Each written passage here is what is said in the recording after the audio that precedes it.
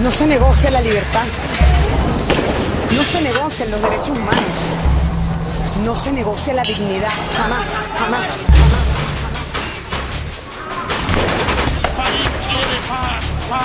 Manifestantes anticapitalistas mantenían la ciudad de Hamburgo entre el caos y bajo cerco el viernes en rechazo a la realización de la cumbre del G20. Luis Ignacio Lula da Silva fue condenado el miércoles. El primer ministro iraquí declaró la victoria en Mosul sobre la brutalidad y el terrorismo del grupo Estado Islámico. وإرهاب داعش وإن شاء الله قريبا نلتقي في أرض الموصل لنحتفل جميعا بتحريرها وبالنصر. Bienvenidos a la edición internacional del noticiero de la televisión pública.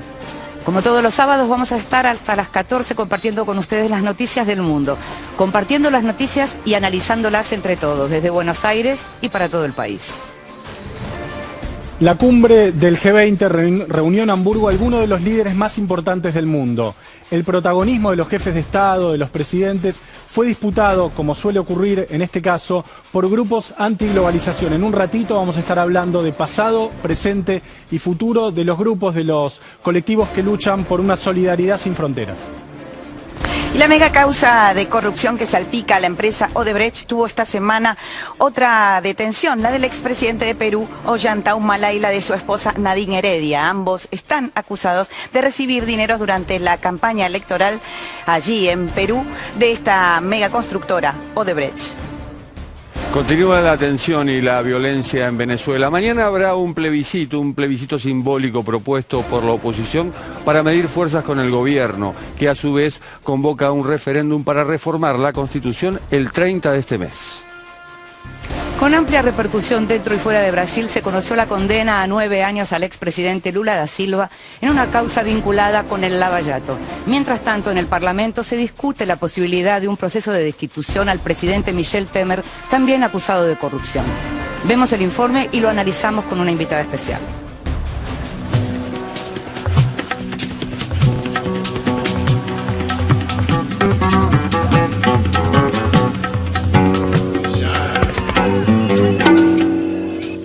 Y la profunda crisis que atraviesa a todo el sistema político de Brasil produjo otro evento sísmico. El juez de Curitiba, Sergio Moro, sorprendió condenando al expresidente Luis Ignacio Lula da Silva a 9 años y 6 meses de prisión por los delitos de corrupción y lavado de dinero en el marco de la megacausa conocida como Lava Jato, que investiga presuntos sobornos por contratos con la estatal Petrobras. Es la primera condena que recibe el expresidente, quien está siendo investigado en otras 4 causas conexas, y el impacto político es enorme. Moro consideró probado que Lula recibió coimas por 3.700.000 reales de parte de la constructora OAS a cambio de contratos de Petrobras en las refinerías Abreu y Lima en el estado de Pernambuco y Getúlio Vargas en Paraná. Esas supuestas exacciones ilegales habrían consistido en un tríplex a estrenar en Guarujá, reformas en ese inmueble, además de servicios de almacenamiento de bienes y objetos recibidos por Lula en el curso de sus mandatos. Las pruebas que esgrime el juez para condenar a Lula son testimonios de vecinos del tríplex que vieron a la fallecida esposa de Lula, Marisa Leticia Rocco, visitar el inmueble, y de ejecutivos de la empresa OAS, sobre todo una declaración de Leo Piñeiro, socio y expresidente de esa compañía, quien afirma que las negociaciones fueron hechas en nombre de Lula por Paulo Okamoto, expresidente del Instituto Lula, y João Bacari Neto, ex tesorero del PT. La sentencia a prisión quedará en suspenso hasta que sea confirmada en segunda instancia por el Tribunal Regional Federal, con sede en Porto Alegre, lo que podría tomar más de un año.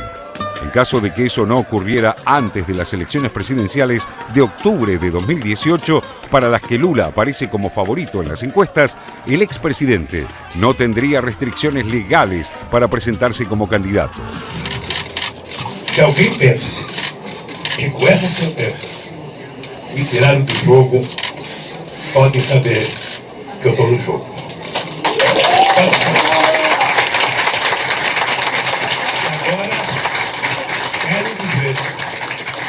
Quero dizer ao meu partido que eu até agora não tinha reivindicado, mas a partir de agora eu vou reivindicar do PT o direito de me colocar como postulante a candidatura ao governo da La defensa de Lula, por su parte, acusa a Moro de animosidad y persecución política. Los abogados del expresidente destacan que de los 962 párrafos de la sentencia, el juez solo dedicó 5 a repasar las pruebas presentadas por la defensa.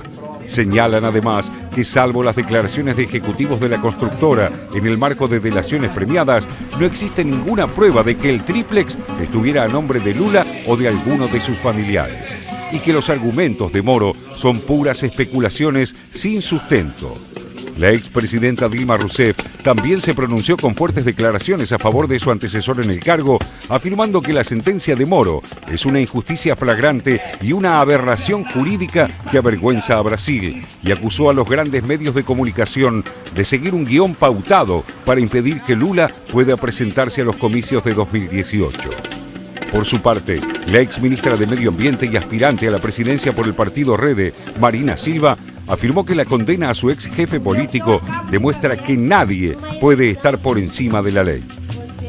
A pesar del fuerte impacto de la condena que hizo bajar el dólar y subir la bolsa de San Pablo este miércoles, los términos de la sentencia de Moro son menos rigurosos que los esgrimidos por los 13 fiscales del estado de Curitiba, que elevaron la denuncia al juez en la que colocaban a Lula en el centro del esquema de corrupción del denominado Petrolao. Para Moro, en cambio, no es necesario, por el momento, decidir si el expresidente fue o no el artífice principal del esquema criminal que tuvo como víctima a Petrobras, pero que sí tuvo un papel relevante al considerar probado que se benefició materialmente con el tríplex de Guarujá.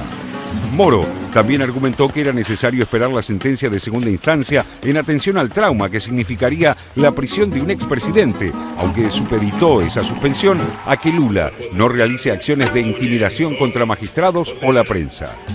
Revirtiendo ese argumento, el equipo de abogados de Lula toma esas afirmaciones como señales de la parcialidad manifiesta del juez y la arbitrariedad de la sentencia.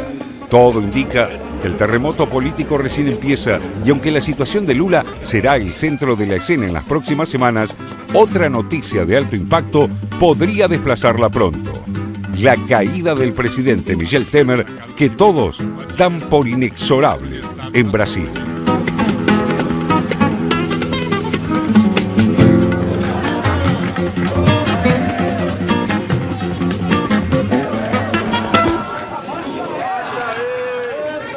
Le dijimos que íbamos a analizar el tema de Brasil con una invitada especial. Se la presentamos, es Silvia Colombo, corresponsal de Folia de Sao Paulo en Buenos Aires. Gracias por estar. Gracias por invitarme. La verdad que hace tanto que se viene siguiendo el tema que imagino que los 9 años, más allá de que suenan duros, no fueron completamente inesperados para los brasileños. ¿Cómo lo sentiste? Bueno, sí, se esperaba que la decisión del juez Moro saliera por estos días. Es una decisión en primera instancia, o sea, Lula no está tras las rejas, no fue esposado, preso ni nada. Hay que esperar la segunda instancia, y incluso esa condena no lo impide ser candidato mientras no sea juzgado en segunda instancia.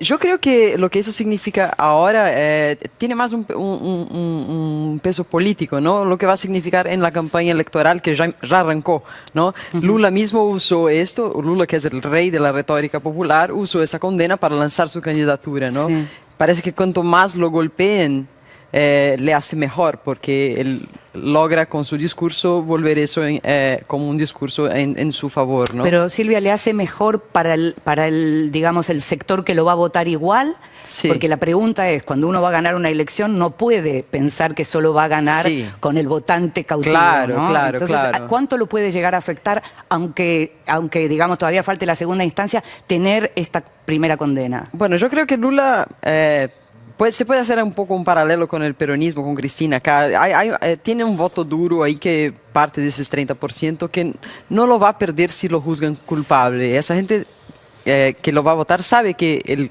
de hecho, se benefició de manera ilícita de esos contratos y todo eso, ¿no? Lo que sí vamos a ver de ahora hasta las elecciones del año que viene es cómo se portan los otros jugadores, si tienen poder político para sacar votos a Lula. Por ahora, todos los otros tienen muy poca intención de voto, o sea que falta surgir un personaje que de hecho lo amenace. Ahora, y ya te empiezan a preguntar mis compañeros, ¿hay algo que uno ve que tiene que ver con la suciedad, por usar un término, en general de la clase política? ¿Y cómo pesa eso en la sociedad brasileña? Es decir, ¿es algo que todo el mundo sabía y al mismo tiempo decía, bueno, pero esto forma parte de la política? ¿O hay gente que realmente se está sorprendiendo? Yo creo que todos... La mayoría de la gente sabía que había mucha corrupción desde que yo era chica en Brasil. Se hablaba de escándalos, pero que siempre terminaban sin nadie condenado, sin nadie preso. No, lo que es distinto ahora con Lava Jato es que de hecho hay empresarios, hay políticos, hay quizá un expresidente preso en un rato. O sea, eso cambió un poco. Lo que sí creo que es nuevo es que este hartazgo con la política está produciendo también algunos efectos negativos, que es la aparición de algunos candidatos que se dicen apolíticos, ¿no? Lo que en Brasil llamamos de aventureiros, ¿no? Y de hecho hay uno de ellos, por ejemplo, que es un tipo de extrema derecha, Jair Bolsonaro, que tiene un discurso así más allá de la derecha que representa Trump en Estados Unidos, que dice cosas sexistas, elogios a los militares y todo eso, y ese tipo tiene 10% de intención de voto hoy. O sea que ese es un fenómeno nuevo, ¿no? Y también otros candidatos menos extremistas como como João Doria, que es un empresario, un tipo más o menos más o menos con el perfil de Macri, ¿no? Que nunca había estado involucrado en política y que ahora se presenta como un gestor, como un tipo que no tiene que ver con la política tradicional. Entonces, esos fenómenos están surgiendo y ellos van a jugar un papel importante en esta campaña que recién arranca, ¿no? José. Silvia, ¿qué tal? Buen día. Yo te quería preguntar por la figura de Moro. Cuando uno sigue la causa desde aquí, no resulta tan fácil discernir si Moro tiene... digamos, simplemente la voluntad de hacer justicia, si tiene un encarnizamiento o un especial énfasis, digámoslo así, en perseguir a algún sector en desmedro de otro sector, si tiene una dimensión mesiánica en su forma de actuar, digamos, evidentemente daría la sensación que algunas arbitrariedades ha cometido, digamos, de hecho el Tribunal Federal de Porto Alegre liberó la semana pasada o la anterior a un ex tesorero del PT que estuvo dos años detenido con prisión preventiva y al cual terminó absolviendo a pesar de que Moro lo había tenido bajo las rejas durante 2 años. Entonces mi pregunta es, ¿cómo analizás vos el rol de Moro y el rol político del juez Moro en todo esto? Sí, claro. Bueno, hay que entender que Moro y su grupo de fiscales ahí de Curitiba que empezaron todo eso, no esperaban desvelar lo que están desvelando, no esperaban encontrarse con eso, no estaban investigando una operación menor y él es un juez de primera instancia. Hay que intentar entender cómo eso le pegó a él cuando empezó a ganar esa proporción tan grande, ¿no? De que podía incluso llevar preso a presidentes en el cargo, expresidentes. Yo creo que en algunos momentos su vanidad personal se sobrepuso y él cometió errores que él mismo ahora analiza como errores. Por ejemplo, cuando dejó que fuera pública una grabación de una charla de Dilma con Lula que no tenía nada que ver con el proceso. El chau querida, por ejemplo. Sí, exacto, exacto. Sí, que son errores que violan las garantías constitucionales de las Por otro personas. lado, es un personaje ahora político nuevo e importante en este momento de Brasil, porque inspirado por la operación Manipoliti de Italia, el tipo tuvo un impulso de realizar algo que nunca se había hecho en Brasil, que es con ese recurso de la delación premiada, desmontar esa red de corrupción. Y en eso tiene mucho mérito, pero su conducta a veces es cuestionable por a quién elige apuntar las armas a cada vez, ¿no? Entiendo. Y ya que José te pregunta por el fiscal Sergio Moro, yo te pregunto por el otro fiscal, por Rodrigo Janot, que tiene plazo fijo. Si termina su función en septiembre, ahí va a asumir Raquel Doig, que es afín al presidente Temer, y fue quien envió la denuncia por corrupción a la Cámara de Diputados, desestimada en una comisión. La pregunta es, con un cambio de fiscal a tan corto plazo, ¿Temer puede seguir en el gobierno? Sí, este timing, la verdad, favorece a Temer, ¿no? Porque para que él realmente salga, para que se junten los votos en el Parlamento para votar por una suspensión de Temer, para que sea investigado, habría que hacerlo muy rápido y Janot no tiene ese tiempo, ¿no? Su denuncia es muy fuerte, pero para que se junten el quórum de los dos lados de la oposición del gobierno en el Congreso para votarlo, quizá no alcance adentro de su mandato. Y si entra Doge, no sé, es una incógnita. También no podemos prejuzgar diciendo que ella va a tomar el partido de Temer, ¿no? Pero es alguien elegida por él, así como el juez de la Suprema Corte, Alexandre de Moraes. Justo estamos viendo, mientras vos hablas, Silvia, imágenes de lo que fue la reunión de comisión en donde se está tratando el posible proceso de destitución al presidente Temer. Natalia.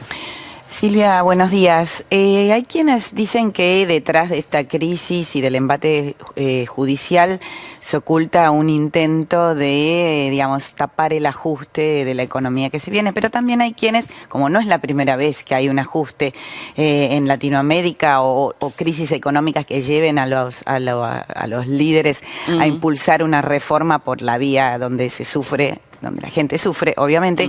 La pregunta es si vos crees que la política esta vez es en Brasil la que está sufriendo y es la que se desintegra, y en cambio la economía está un poco en recuperación en Brasil después de estos años de déficit, curiosamente también bajo el gobierno del PT, ¿no? Sí, creo que esa es una situación regional, ¿no? En los últimos 10, 15 años toda la región creció mucho, esos gobiernos de tono más populista usaron la plata para hacer beneficios y de verdad cambiar mucho para mejorar la vida de la gente más humilde, pero ahora vienen tiempos de ajuste, no es solo en Brasil, en Argentina estamos viendo eso, en otros países también, Ecuador ahora tiene una deuda gigantesca para arreglar, y yo creo que el gobierno, si Dilma hubiera seguido en el cargo, muy posiblemente estaría haciendo los mismos ajustes.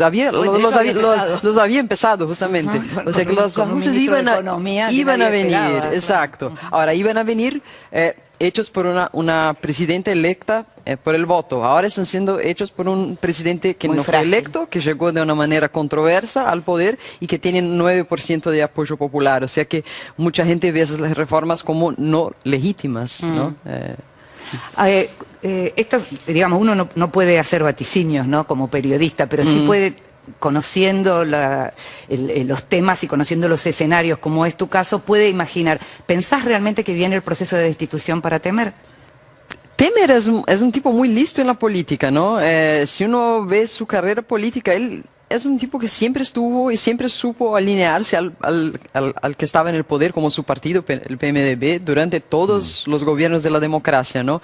Y ya hubo algunos episodios en que creíamos que él iba a caer, como en el juicio del Supremo Tribunal Electoral, y zafó. Y ahora está muy presionado, estamos en un dilema ahí porque tiene que ganar más votos en el Congreso, perdió mucho apoyo, pero todavía tiene. Es un tipo muy listo y logró sobrevivir todo ese tiempo. Yo creo que ahí estamos en el territorio del imprevisible. Un año atrás, ¿vos hubieras imaginado que el Parlamento en Brasil aprobara una ley de reforma laboral como la que se aprobó? Bueno, se hablaba de eso, ¿no? Se hablaba de la necesidad de reajustar las leyes del trabajo como las tenemos. Yo creo que ahí juega también un poco el contexto internacional en que el mercado del trabajo está cambiando, ¿no? No se puede quizá hoy garantizar los beneficios que se garantizaban a los trabajadores antes. Las empresas están cambiando, eso es un contexto internacional, ¿no? Y sirve de excusa en un momento de crisis para, bueno, cortemos por acá entonces. Lo que la gente que está en contra de eso dice es ¿Por qué empezamos a cortar por acá y no empezamos poniendo impuestos a las grandes fortunas o a las transferencias de grandes propiedades? Eso no se está discutiendo. Cortes en las jubilaciones de los militares, que no tenemos guerra, ¿por qué no? ¿Por qué no se, suena más razonable, ¿por ¿no? qué no se corta el presupuesto de esas Hay fuerzas, ¿no? Una pregunta que me parece que es importante, porque uno escucha lo que va pasando en Brasil, la Corte, el Procurador, el juez Moro, el Parlamento, la Comisión, Temer, el maquiavelismo de Temer, ¿no? Que parece como muy hábil para moverse tras bambalinas. Muy hábil. Político básicamente de palacio, digamos, ¿no? Ahora, lo que llama la atención, sobre todo viniendo de un país como Argentina, que tiene una historia de movilización popular muy vasta y muy rica y muy importante, es la total ausencia de la movilización popular en el proceso político, digamos. Bueno, tuvimos, ¿no? Sí, tuvimos Brasil. No han logrado alterar el curso de los acontecimientos. Sí, históricamente Brasil no tiene ese historial, no tiene como tiene Argentina, como tiene otros países de Latinoamérica, ¿no? Y yo creo que eso viene de tiempos muy anteriores, ¿no? Si uno ve la historia de la independencia política de Brasil, del Imperio Portugués, fue una decisión de los reyes portugueses. Y de hecho nos quedamos con un emperador portugués, brasilero, pero de la familia real portuguesa. Ya desde el origen vos decís que hay diferencia. O sea, nunca fuimos a la calle y nunca fuimos a pelear por nuestros derechos políticos históricamente, ¿no? Sí fuimos para pedir las elecciones directas en el 84 y después se volvió en el... Con Collor, ¿no? Con Collor también. Con Collor, sí, y ahora se volvió antes del impeachment de Dilma. Yo creo que la gente está ahora un poco harta de ir a la calle y pedir qué también, ¿no? Hubo algunas manifestaciones de Fora Temer, pero ahí es... cuando uno pide Fora Temer, ¿qué es lo que se está pidiendo? Fora Temer y que venga quién. Y que venga quién, que venga Maya, que venga elecciones directas no podemos tener. O sea, la gente no sabe qué ir a pedir en la calle. Por Igualmente eso no hay un 70% de la gente desaprueba la reforma laboral que es una reforma, valga la redundancia, de las leyes de 1943. Es decir, en eso estamos bastante parejos en cuanto a Argentina y Brasil. La pregunta es, después de esta reforma laboral en Brasil, ¿crees que eso va a tener un efecto multiplicador en la región? Yo creo que sí, ¿no? Porque incluso ya hay un efecto de contaminación en las investigaciones de corrupción, ¿no? Las procuradurías de los países están... en los dos casos, ¿vos crees que esto va a derramar? Yo creo que sí. Creo que el contexto internacional también pide reformas en esas leyes, ¿no? El tema es... si esas reformas no van a afectar más a los que más necesitan de esos beneficios. Pero se desata una competencia por inversiones. Sí. Hacer el país más moderno y más fácil de invertir. ¿Y qué pasó con el PT y con la izquierda que viabilizó una posibilidad de estar en el poder con Lula, por ejemplo? ¿Cómo está golpeado? ¿Hay una izquierda hoy que puede volver al poder? Bueno, el PT está muy golpeado y disminuyó mucho, ¿no? Muchas de sus lideranzas importantes o cayeron, o están en la cárcel o salieron del partido y surgió una izquierda más a la izquierda del PT, que es el PSOL, el PSTU, hay otros partidos menores que llevaron militantes del PT. El PT es un partido muy disminuido hoy, es muy alrededor de Lula. Pero ¿están en capacidad de volver al gobierno, digamos? ¿Hay una alternativa posible de poder? Bueno, sí, yo creo que sí. Si uno mira las encuestas de hoy, Lula tiene 30%. Pero es lo que tenemos hoy. Bueno, sí. Pero es personalista. El PSOL, el PSTU no tienen un Lula, ¿no? Ni el del otro lado no hay nadie, claro. Exacto, ese es el tema. Es como si estuvieran todavía esperando que apareciera. De hecho, creo que vos mencionaste algo así, todavía debería aparecer. Sí.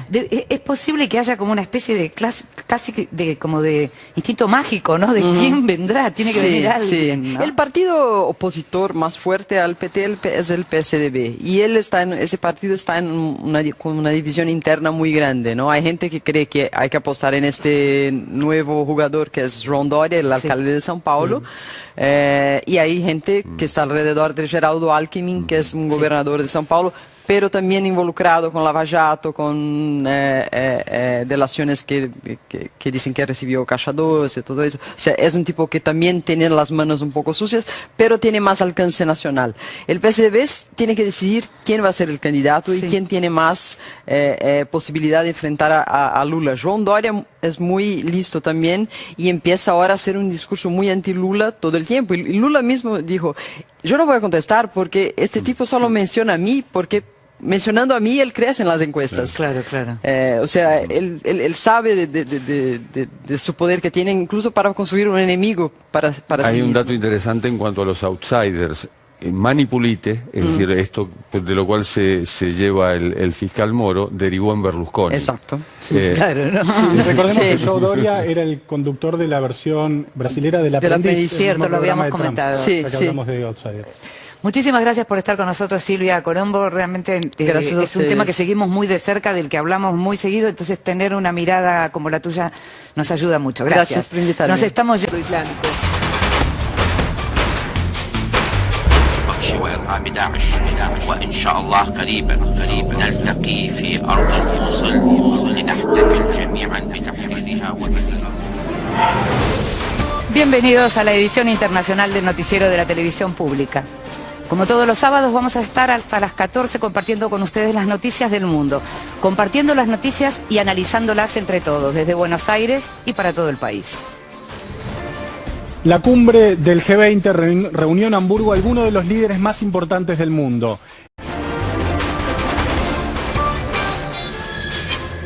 No se negocia la libertad. No se negocian los derechos humanos. No se negocia la dignidad. Jamás, jamás, jamás.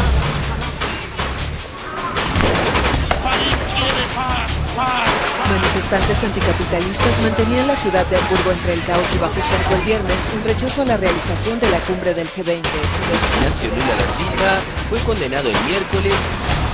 El primer ministro iraquí declaró la victoria en Mosul sobre la brutalidad y el terrorismo del grupo Estado. El protagonismo de los jefes de Estado, de los presidentes, fue disputado, como suele ocurrir en este caso, por grupos antiglobalización. En un ratito vamos a estar hablando de pasado, presente y futuro de los grupos, de los colectivos que luchan por una solidaridad sin fronteras. Y la mega causa de corrupción que salpica a la empresa Odebrecht tuvo esta semana otra detención, la del expresidente de Perú, Ollanta y la de su esposa Nadine Heredia. Ambos están acusados de recibir dineros durante la campaña electoral allí en Perú de esta mega constructora Odebrecht. Continúa la tensión y la violencia en Venezuela. Mañana habrá un plebiscito simbólico propuesto por la oposición para medir fuerzas con el gobierno, que a su vez convoca un referéndum para reformar la Constitución el 30 de este mes. Con amplia repercusión dentro y fuera de Brasil se conoció la condena a 9 años al expresidente Lula da Silva en una causa vinculada con el Lava Jato. Mientras tanto, en el Parlamento se discute la posibilidad de un proceso de destitución al presidente Michel Temer, también acusado de corrupción. Vemos el informe y lo analizamos con una invitada especial.